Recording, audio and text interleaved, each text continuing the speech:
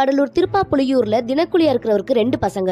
பையன் சென்னைக்கு படிக்க போயிடுறாரு. 2வது பையன் வீட்டுல அம்மா போடுற முறுக்கு பலகாரத்தை கடைக்கு கொண்டுட்டு போறது. கல்யாண மண்டபத்துல எல்லாம் எடுத்து போட்டா 30 ரூபாய் தருவாங்களாம். படிச்சுட்டே இந்த வேலையெல்லாம் பாக்குறாரு. குடும்ப சூழல் படிப்பை விட்டுட்டு வேலைக்கு போகலான்னு முடிவு பண்றாரு. ஒருத்தவங்க போன் பண்ணி சென்னையில ஏர்டெல் கம்பெனில வேலை இருக்கு, வரும்போது ஒரு நல்ல போன் மட்டும் கொண்டு வாங்கன்னு சொல்றாங்க. இவரும் ரொம்ப கஷ்டப்பட்டு ஒரு போனை வாங்கிட்டு சென்னைக்கு கிளம்பிடுறாரு. போன் பண்ண ஆளோட கம்பெனி வாசல்ல நிக்கும் போது 10th சர்டிபிகேட்ட ஒரு ஜெராக்ஸ் போட்டு வாங்கன்னு சொல்றாரு. போகும்போது உன் போனை மட்டும் கொடுத்துட்டு போ தம்பி, ஒரு கால் பண்ணிட்டு தரேன்னு கேக்குறாரு. வந்து பார்க்கும்போது அந்த ஆள் அங்க இல்ல. அப்படி ஏமாந்துட்டோமேனு அழுகுறாரு. தான் அண்ணன் கிட்ட சொல்லிட்டு பிரசாத் ஸ்டுடியோ வாசல்ல ஒரு மெக்கானிக் கடைக்கு வேலைக்கு போறாரு. இவர் காமெடியா பேசுறத பார்த்துட்டு நீ கலக்க போதியாரு ட்ரை பண்ணுன்னு ஒருத்தவங்க சொல்றாங்க. ஆடிஷன் போறாரு, ஆனா செலக்ட் ஆகல. தீனாவோட நட்பு கிடைக்குது, சிரிப்பிடால கலந்துக்கிறாரு. லேடி கெட்ட போட சொன்னா எல்லாருமே தயங்குவாங்களாம். ஆனா நான் பண்றேன்னு சொல்லிட்டு இவர் லேடி கெட்ட போட்டிருக்காரு. குக்கு வித் கோமாளி வாய்ப்பு வருது, பட்டி தொட்டியெல்லாம் பிரபலமானாரு. ஏமாந்தப்ப அழுதுகிட்டு உட்காந்துராம அடுத்து என்ன பண்றதுன்னு யோசிச்சாரு. வாய்ப்பு இல்லாட்டியும் அதை உருவாக்கி தான் யாருன்னு நிரூபிச்ச அந்த வெற்றியாளர் தான் குகல் அவர்கள்.